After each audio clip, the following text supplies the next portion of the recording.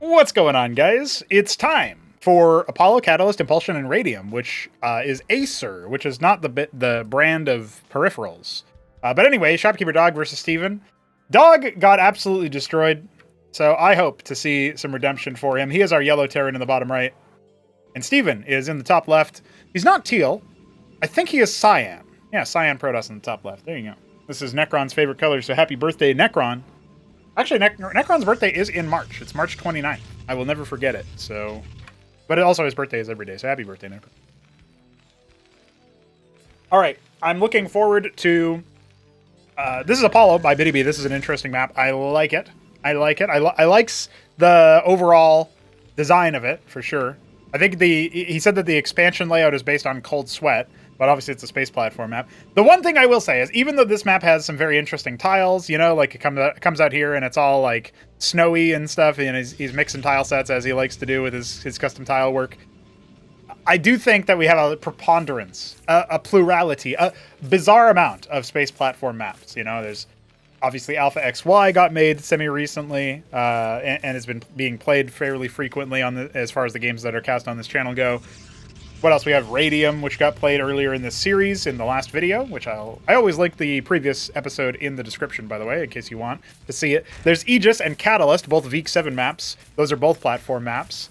And then, well, I guess we have Radium again later on in this set today, but besides that, there's probably more.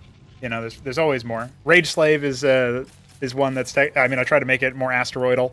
Near Impact is entirely asteroid, so it doesn't feel like a space platform map, but technically that is its tile set internally. So we do have double Fulcrum coming out from Dog. He is not going to one Fulc Ministry this time around, which is an interesting pivot away. I think this is more like an Aoud build. We saw him TBT versus the Shambler, and I actually have more games between those two, if you can believe it. I'll cast those at some point. But yes, I believe that Aoud does like his 2 Fulc opener. Likes to just do Vulture Pressure. It's actually going to be Ecclesiasts from Steven. He's trying something different. He doesn't want to be a one-trick pony. Sometimes he'll go, you know, a Cantor Mass into Rogue Gallery into Solarian. And sometimes he'll go for an Envoy underneath your mineral line into your proxy base and just put a bunch of Wardens down. Sometimes he will do that. But other times he'll 4-gate Zealot Ecclesiast. That's what this looks like to me. He doesn't like to just be a one-note homie, a one-trick pony. Ba-da-ba, ba-da-ba, ba-da-ba, show me. I'll come up with a song eventually. This scribe is a thief. He stole a mineral field. A mineral node, I mean.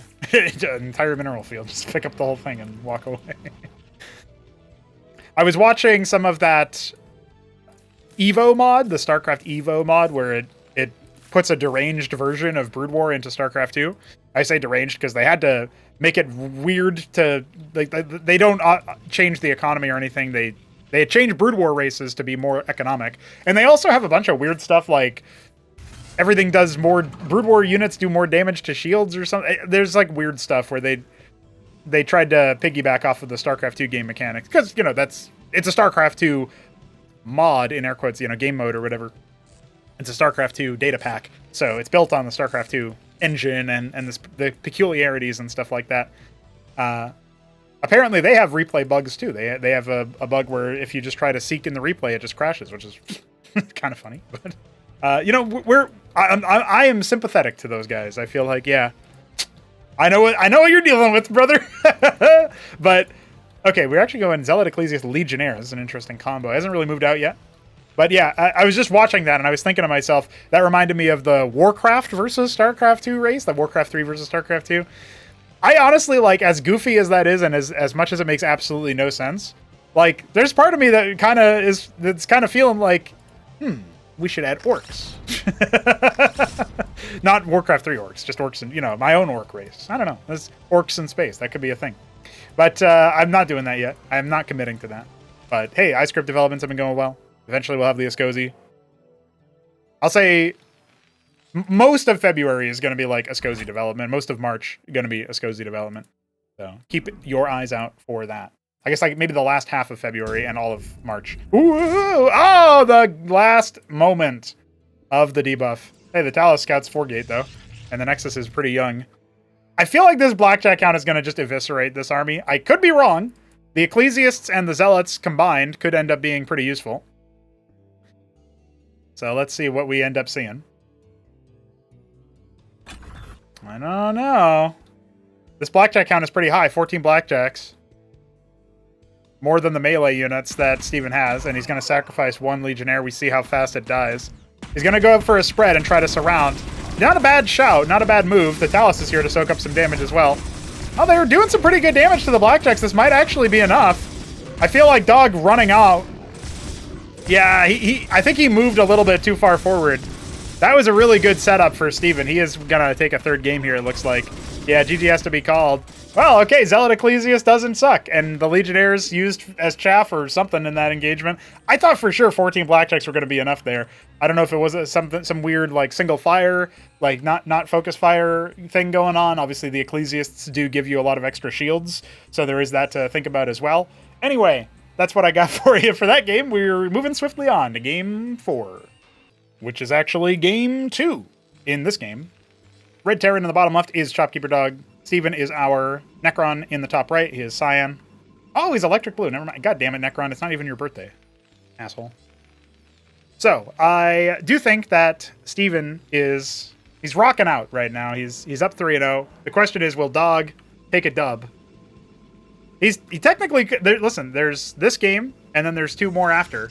So, technically, he could tie the series up, and it could be like that series between Ayud and the Shambo that went 6 for 6. Ramen only narrowly edged him out. I think it was 4 for 3 or...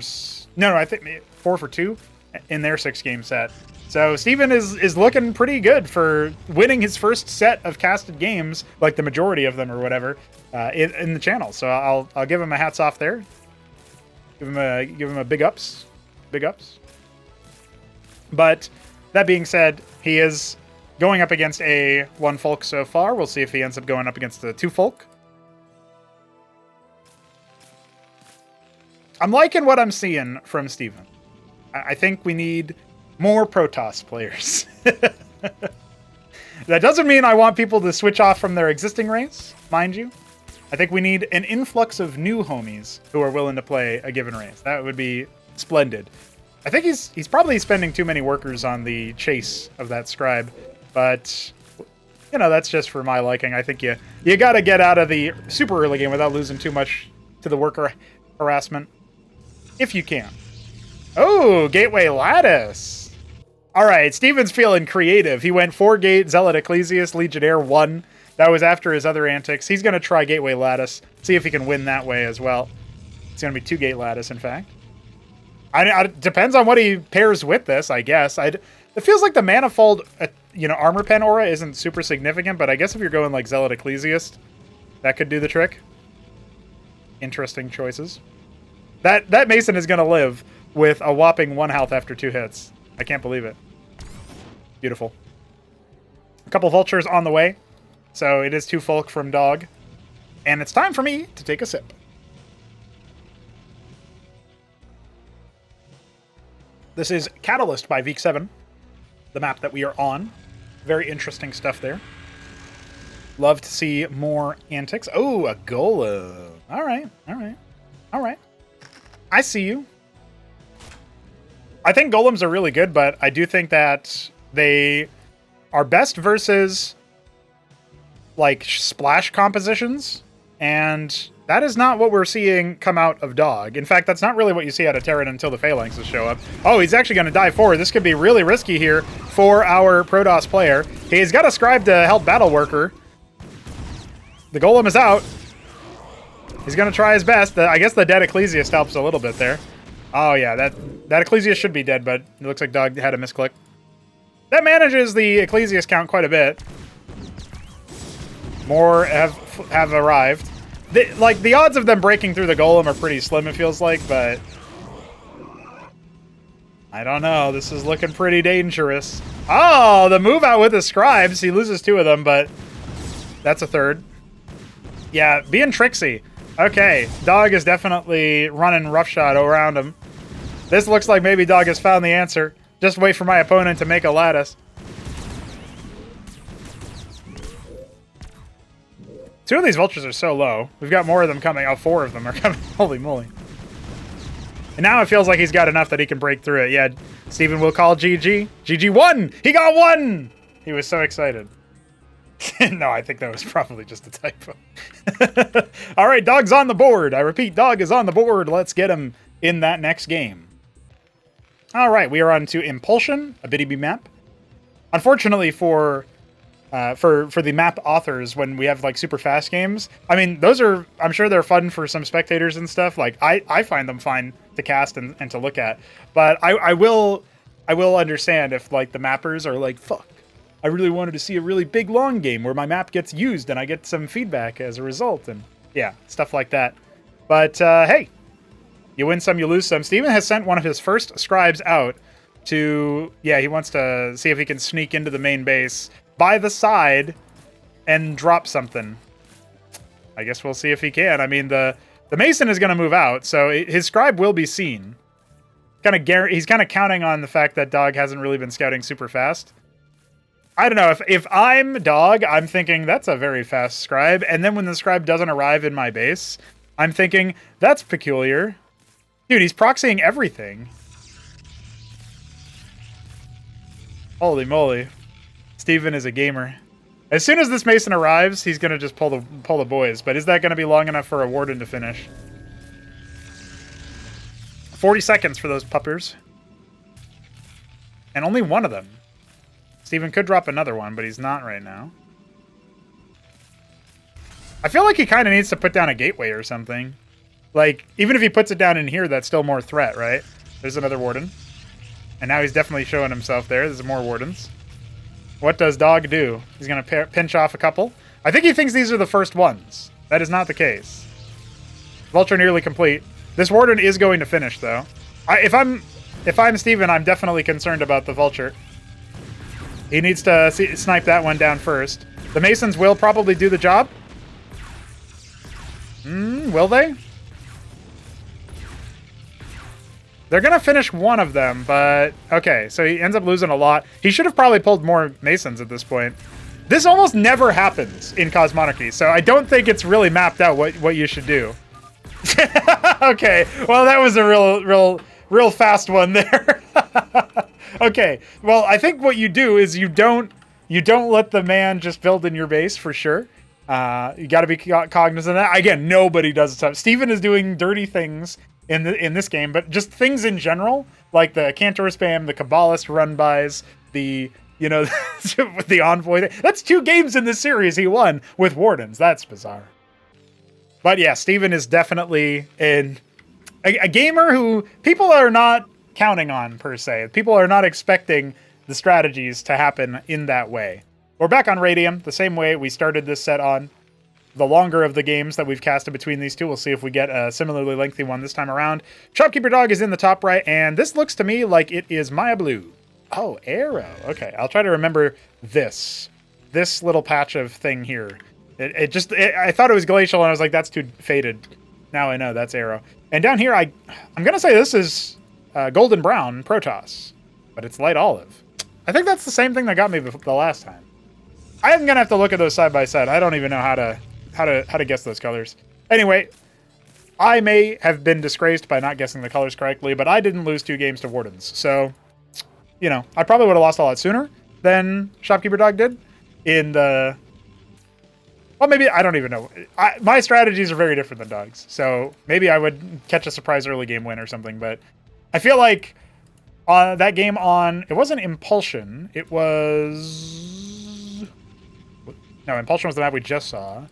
Oh, Serenity? Yeah, Serenity, the game that we had the Warden finish in the last video. God damn, that really destroyed me. Impressive stuff from Steven as he sneaks it all in. He just rolls stealth and hits a natural 20 or something. But I'm looking at it, right? I'm thinking to myself, damn, that's pretty epic. We're seeing some epic strategies. And it looks like Steven is going to 1 gate. Is this a 1 gate expo? I feel like it might be. The Vulture is on the way here. Dog is definitely going to be trying to do some antics. Ooh, Steven hit him with the bronze move. Doesn't everybody call it the bronze move? Isn't that like a global thing? I guess it's not really... You don't have bronze as a rank in StarCraft 1. You have like D, right? Or F. the F move. But the F move sounds like what you do with your lover, you know? It doesn't really sound like something you should be like, damn it, he F moved me. Ah, I like this. This is cute from Dog. Forward stockade. Scribe comes back to see if there's you know, anything over here. I don't know if the Dracodon got far enough to see the stockade, but if it did, this could be interesting pressure. Yeah, this is another thing that we don't see too often, right? Like, Dog is kind of rolling in the chaos. He's like, what if I put a stockade down here with my scouting Mason? Vulture's going to go ahead and clean house on that scout, so no more intel for Steven. The map has gone dark. It's a dark and spooky place. Forward Fulcrum. You know, in for a penny, in for a pound. Shopkeeper Dog heading in that direction to the pound. His vehicles are being impounded. They are vultures, of course. All right. Mavericks on the front line. Anchor, of course. Dog playing like I like to play. This is me. He's making a Goliath. This is me. For real, for real. All right, Nexus finished. Embassy on the way after the third gate. I like the delayed embassy here. I think you just need military units to try to hold this. Again, I don't know how much intel Steven actually has. Maybe hoisted by his own petard a little bit. There is the Vulture just kind of hanging out in the main base. I don't know if that's deliberate or not. Well, the vestry is being constructed on the front lines. I mean, at this point, Dog has basically proxied his entire base in front of his opponent. And he's got a Goliath stomping across the map right now. He's got a bunch of Vultures. I think he could just break his opponent with the Vultures alone if he gets them all into one spot. A Palladium, he wants that frontal phalanx. He's setting up like a containment, basically. Again, I don't think Steven's actually noticed it yet. I mean, maybe he saw the stockade being put down, but I don't know what else he's done. He's got his embassy up, so we'll see how long it takes him to make a witness. Clark's going to go ahead and patch some of this stuff up. A second Mason has arrived for additional construction duties. And the Goliath is here as well. Vulture here. Looks like the other Vulture did end up leaving. All right, Doggy. What do you got for us? The frontal phalanx is going to be very impactful here. Worker count pretty low for Dog. He's going to go ahead and start lifting the stockade and just a little bit further forward. That might have been a mistake. But he's also going to be moving the anchor in. It has a Goliath in it. I think he wants to try to take the plateau here. Yeah, I think he wants to see if he can maybe do that. Well, he's second guessing it. He's going to land it a little bit further. He doesn't really have too many good mines in that position. He's not also able to jump on for repairs. That Zealot ended up being super impactful as far as the repair comes in. Oh, that Goliath was not being healed by those clerics for a while.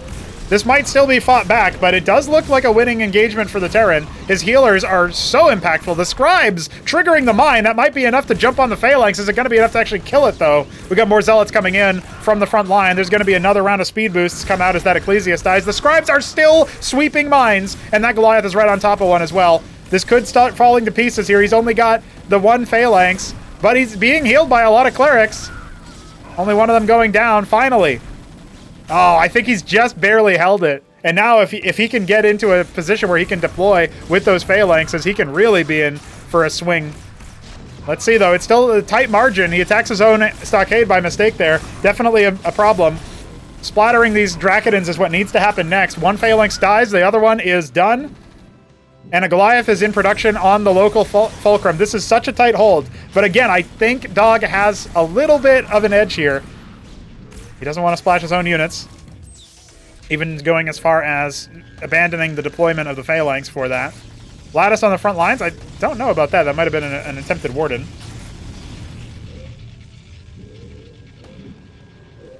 Alright, so Dog pulls off to the side. There is an Envoy being made. It's got 4-gate production. Still plenty of workers here as well. Pylons going down. Finally, the workers are evacuated, but not before many of them are splattered.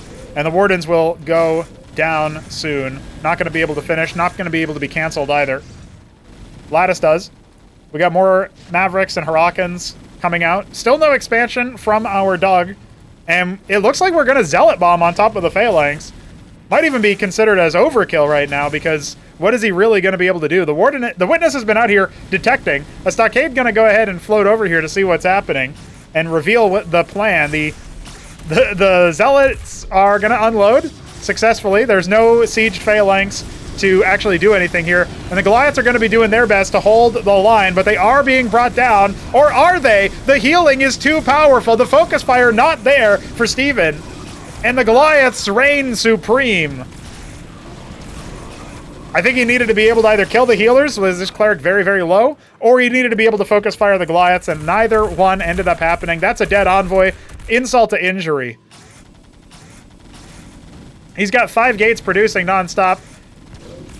He might still be able to hold this, but I would not count on it. Diving onto the Phalanx, it's being healed by 4 clerics, and GG has to be called. There you have it. Steven ends up falling in the last game and giving Dog the victory there. So it's 2-4. The Wardens obviously being pretty damn powerful in this series, but they weren't able to come up in time to save his bacon in that last game. It was an exciting game. It was exciting.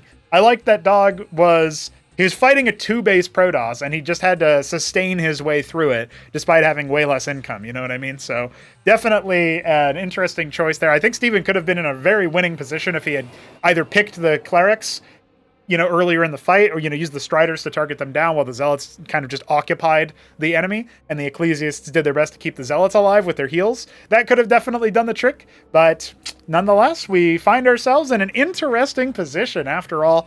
We've got Dog and Steven in a neck-and-neck rivalry, 2-4, obviously in favor of the Protoss, but I'm sure we'll be seeing more from those two players. So hats off to Steven for winning your first set, and we will be back with more Cosmonarchy tomorrow.